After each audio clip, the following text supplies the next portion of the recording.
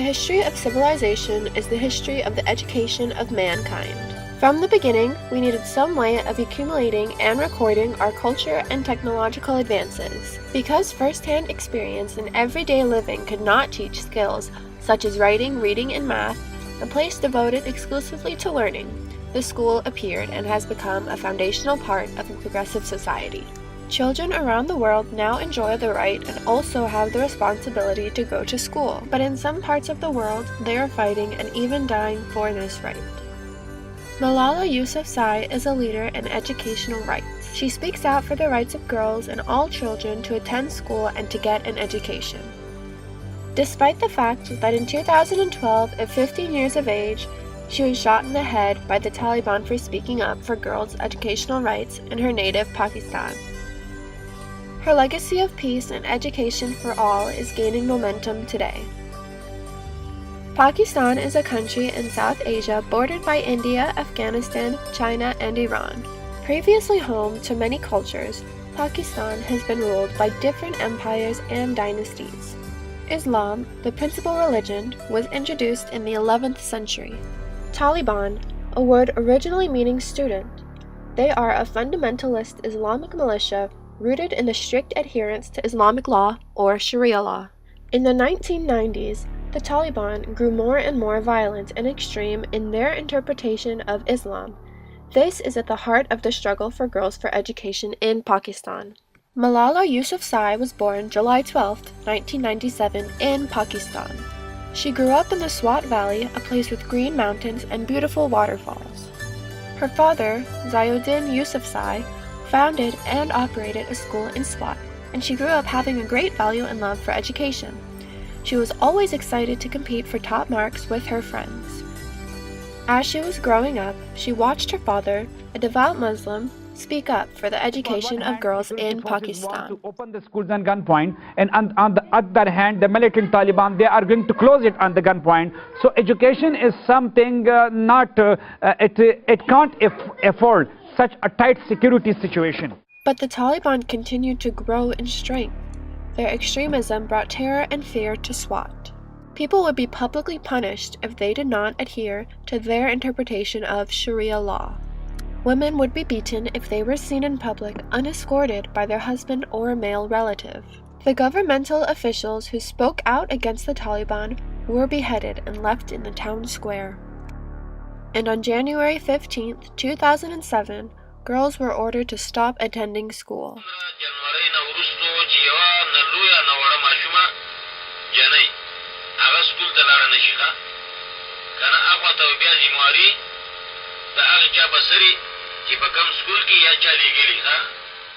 Hundreds of schools were blown up.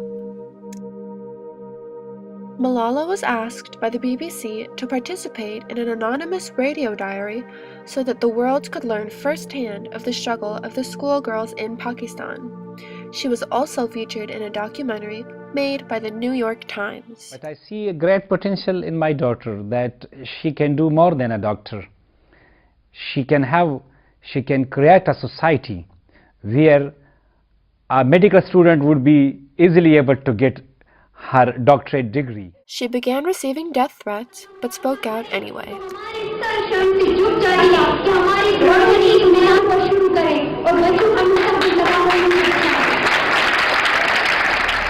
The Taliban's terror increased, and Malala and thousands of others had to leave their home in Swat. In 2009, the Pakistani military efforts to banish the Taliban was successful, and they proclaimed that the Taliban was out of Swat.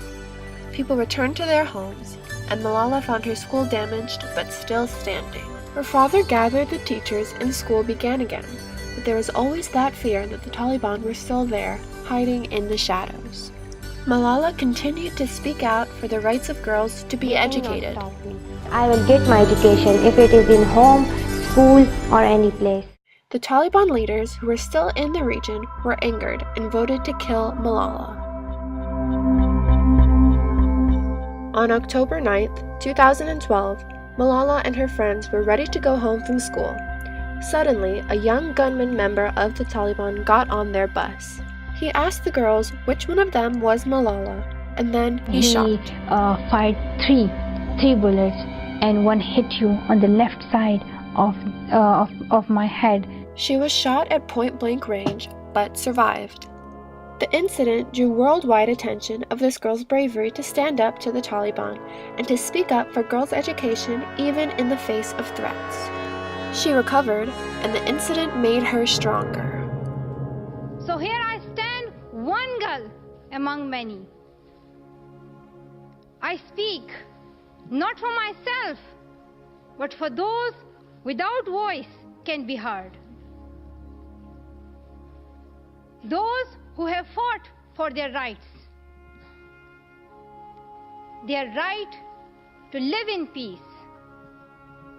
Their right to be treated with dignity. Their right to equality of opportunity. Their right to be educated. Dear friends, on the 9th of October 2012, the Taliban shot me on the left side of my forehead. They shot my friends too. They thought that the bullet would silence us, but they failed. And out of that silence came thousands of voices. The terrorists thought that they would change my aims and stop my ambitions. But nothing changed in my life except this. Weakness, fear, and hopelessness died. Strength, power, and courage was born.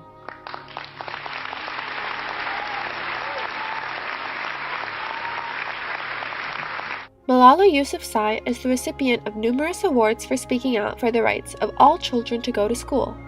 She won the National Youth Peace Prize, the Mother Teresa Memorial Award for Social Justice, and in 2014 became a co-recipient of the Nobel Peace Prize. She is the recipient of over 20 other awards, and she is only 17 years old. Her assassination attempt drew worldwide attention and caused over 2 million people to sign a petition that led to Pakistan's Right to Education Bill. But her fight is not exclusive to Pakistan. And across Africa and all over the world, I want to say, don't let anyone tell you that you are weaker than or less than anything. You are not less than a boy. You are not less than a child from a richer family or a richer country. You are the future of your country. You are going to build up your nation. You are going to build up your country. And you are stronger than anything, and you can lead the change. But not all Pakistanis view her as a hero. Some see her as aligning with Westerners out to shame her country and religion. Bookstores in Peshawar refused to sell her book I Am Malala after receiving death threats. Malala and her father created the Malala Fund, which invests in small organizations that are led by local leaders. They've provided over $300,000 for schools in Syria, Nigeria, Gaza, and Pakistan. But maybe her legacy is a seed, planted in the mind of a new generation that shows the strength of human spirit, that we will no longer allow ignorance and terror to control our lives. The youth of the world are beginning to speak up against oppression from militant religious groups and sometimes their own government. I know that there are young people in this audience, and I'm hopeful that you will contribute to this campaign, and you will be the ones who are going to bring the change, and you are going to be the next Martin Luther King Jr.'s, and you are going to be the activists who are going to bring change, and you are going to be the Nelson Mandelas. So I should not lose hope, you should not lose hope, and we should be hopeful, and we can bring the change through education. So thank you so much. The world is watching as Malala Yousafzai begins to leave her legacy for generations to come. Nor does it get made up by itself. It is we who make the history. It is we who become the history. Let us make history and bring change by becoming a change. Let us not forget. Let us not forget that one book, one pen, one child, and one teacher can change the world. That you spit on as they try to change their worlds are immune.